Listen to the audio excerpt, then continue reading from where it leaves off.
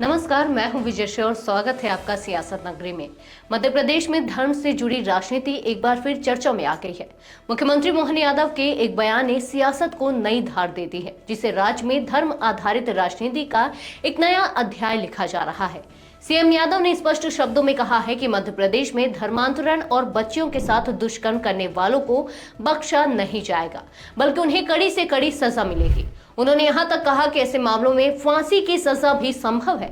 मुख्यमंत्री का यह बयान उनके सख्त रुख को दर्शाता है, जिसमें उन्होंने धार्मिक स्वतंत्रता अधिनियम का उल्लंघन करने वालों के लिए कठोर दंड का ऐलान किया है।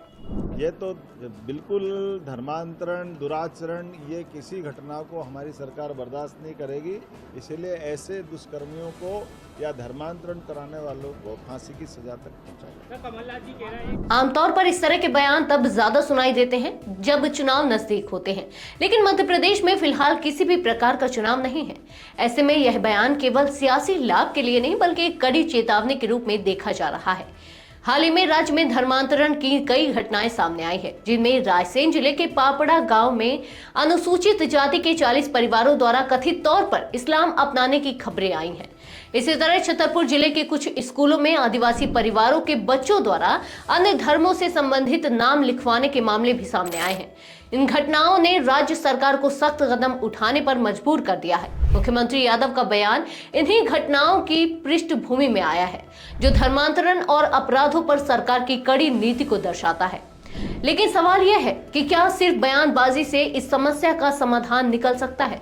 धर्मांतरण और दुष्कर्म जैसी घटनाएं गहरी सामाजिक और कानूनी चुनौतियां पेश करती हैं, जिनका हल केवल सख्त कानूनों से ही नहीं, बल्कि ठोस प्रशासनिक कार्रवाई और जागरूकता अभियानों से भी संभव है। हालांकि मुख्यमंत्री मोहन यादव के तेवर कोई नए नहीं है। सत्ता में आने के बाद से ही वे हिंदुत्व के एजेंडे को मजबूत करने की दिशा में आगे बढ़ते रहे हैं।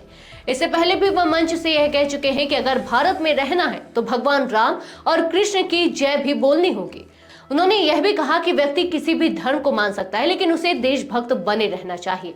बीते कुछ वर्षों में भारतीय जनता पार्टी के भीतर हिंदुत्व की राजनीति को लेकर एक अनकही प्रतिस्पर्धा देखी गई है। उत्तर प्रदेश के मुख्यमंत्री योगी आदित्यनाथ और असम के मुख्यमंत्री हिमंत बिस्वा शर्मा इस रेस में सबसे आगे माने जाते हैं, लेकिन अब सीएम मोहन यादव के बयान यह संकेत देते हैं कि वह भी इस विचारधारा के बड़े चेहरे के रूप में उभरने की कोशिश कर रहे हैं। हालांकि उनके बयान केवल लाइमलाइट बटोरने के लिए नहीं होते, बल्कि वे अक्सर किसी बड़े घटनाक्रम से जुड़े होते हैं। इस बार भी उनके बयान के पीछे राज्य में बढ़ती धर्मांतरण की घटनाएं एक प्रमुख कारण मानी जा रही हैं। अब देखने वाली बात यह होगी कि सरकार इन मामलों पर कितनी प्रभावी कार्रवाई करती है। क्या केवल कड़े बयान देने से अपराधों पर लगाम लगेगी, या फिर जमीनी स्तर पर भी सख्त कदम उठाए जाएंगे? धर्मांतरण और दुष्कर्म जैसी गंभीर घटनाओं पर सरकार की आगे की रणनीति क्या होगी, इस पर सभी की नजरें टिकी रहेंगी। आज के लिए बस इतना ही। ऐसी और सियासी खबरों के लिए जुड़े रहिए सियासत नगरी के साथ। धन्यवाद।